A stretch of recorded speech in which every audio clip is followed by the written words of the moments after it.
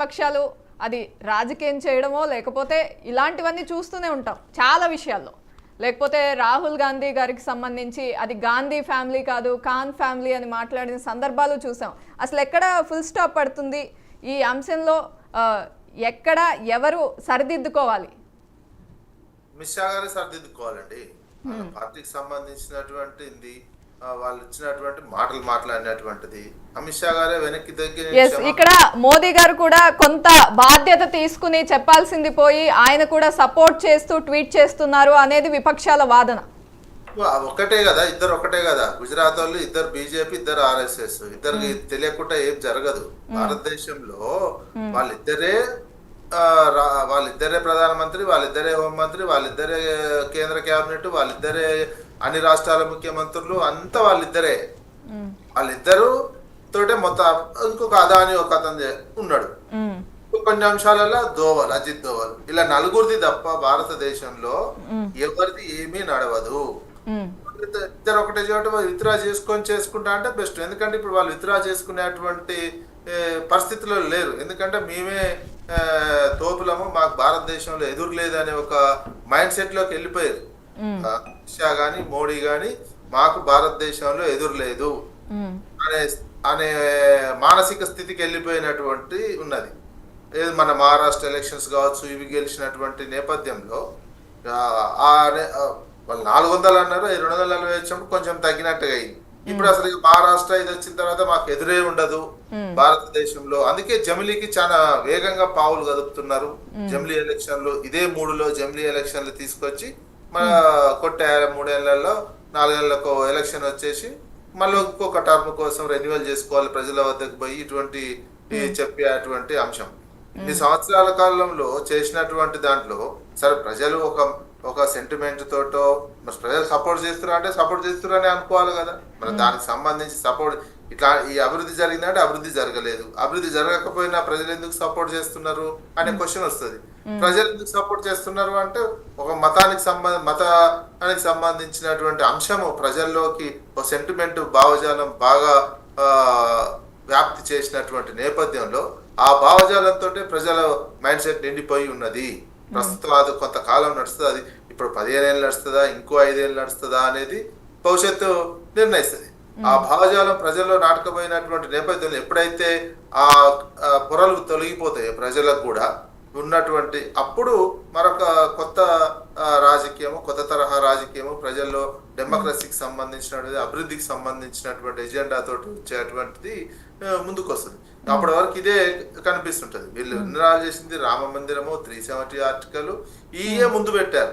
మీకు per capital income పెంచారా, భారతదేశానికి సంబంధించినటువంటి పేదరిక నిర్మూలన ఏమైనా చేయగలిగారా, మొత్తం ఒక వ్యక్తిని ముందలు పెట్టి మొత్తం వ్యవస్థనంతా ఆస్తులంతా ప్రజలకు సంబంధించిన ఆస్తులంతా వ్యక్తి చేతిలో పెట్టడం జరుగుతుంది. అదాని కంపెనీలు అన్ని కలిపి కూడా 60,000 మంది ఉద్యోగులు లేరు.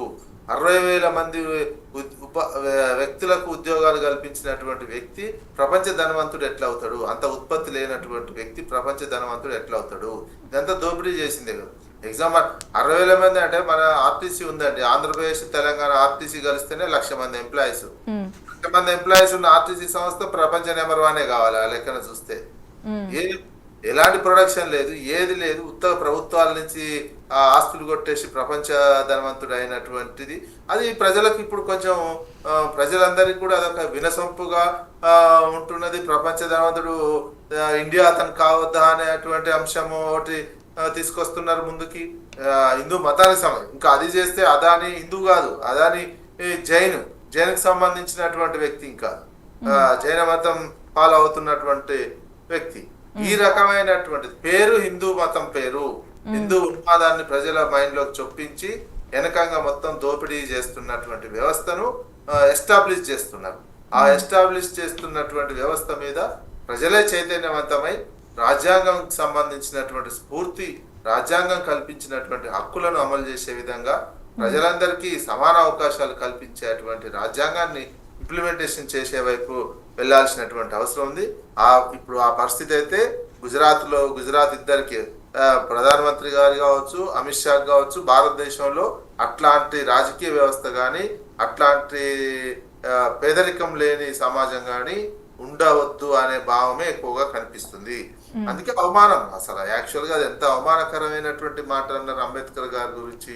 మీరు అంబేద్కర్ గారి గురించి అందులో కూడా ఏంటంటే ఒక మత ఉన్మాదాన్ని చొప్పించడం, మత ఉన్మాదాన్ని క్రమంగా ఆ మాటతోటి చొప్పించే ప్రయత్నం చేసినటువంటిది. ప్రజల్లోకి ఆ భావజాలం అంటే నిజంగా అంటే అనుకోకుండా వచ్చిన మాటగా మీరు చూడట్లేదా? అది కావాలని మతం గురించి చెప్పాలి అనే ప్లాన్ తో చేసిన వ్యాఖ్యల్లాగా మీకు అనిపిస్తున్నాయా? కాదు, ఎందుకంటే వీళ్ళు చిన్న రాజకీయ నాయకులు, దాదాపు ఎన్నో ఎక్స్పీరియన్స్ ఉన్నటువంటి నాయకులు. అమిత్ షా కావచ్చు, మోడీ గారు కావచ్చు, అనేక ఎక్స్పీరియన్సెస్ ఇట్లాంటి పార్లమెంట్ లోను, అసెంబ్లీలోను, గుజరాత్ లో వాళ్ళ కెరియర్ స్టార్ట్ అయినప్పటి నుంచి కూడా ఇట్లాంటి ఎన్నో చూసుంటారు. పార్లమెంట్ లో చూసుంటారు, అసెంబ్లీలో చూసుంటారు, ఇతర రాష్ట్రాలలో అసెంబ్లీలను ఫాలో అయి ఉంటారు. అనేక ఎక్స్పీరియన్సెస్ ఉంటాయి. అంత ఎక్స్పీరియన్సెస్ ఉన్నటువంటి వ్యక్తులు ఆషామాషిగా మాట్లాడరు. ఏదో తొందరపాటు మామూలు సర్పంచ్ మాట్లాడినట్టు, వార్డు మెంబర్ మాట్లాడినట్టు మాట్లాడరు. ఆవేశానికి లోనై మాట్లాడు. ఒక ఇంటెన్షన్, ఒక ఉద్దేశం పెట్టుకునే మాట్లాడతారు వాళ్ళు, లేకపోతే మాట్లాడరు. ఎందుకంటే మనమే ఈ స్థాయిలో ఉండాలి, మనకు కొంచెం అవగాహన ఉండాలి. మనకంటే ఎక్కువ కదా వాళ్ళ అనుభవం రాజకీయంగా.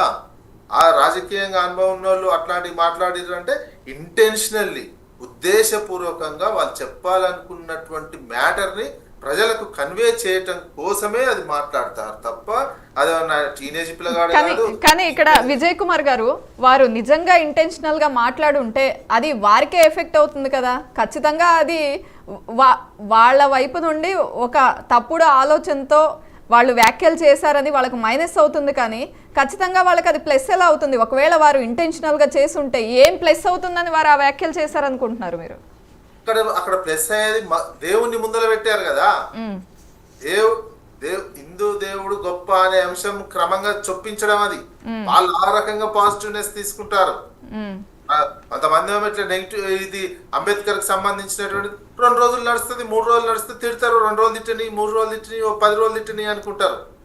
కానీ వాళ్ళు చెప్పేది ఇది వెనక అంటే ఏమన్నారు ప్రతి పౌరుడు దేవుని అంశం ముందుకు వచ్చే విధంగా చేస్తారు వాళ్ళు. ఆ ఇంటెన్షన్ తోటే మాట్లాడారు. చిన్నపిల్లలు కాదు వాళ్ళు, టీనేజ్ అబ్బాయిలు కాదు. అదొక వ్యాస్ట్ ఎక్స్పీరియన్స్ రాజకీయ నేత, ఒక సైద్ధాంతికంగా వాళ్ళు ఉన్నటువంటి వ్యక్తులు. వాళ్ళు కావాలనే అన్నటువంటిది ఈ దేశంలో ఈ భావజాలం క్రమంగా పోవాలి.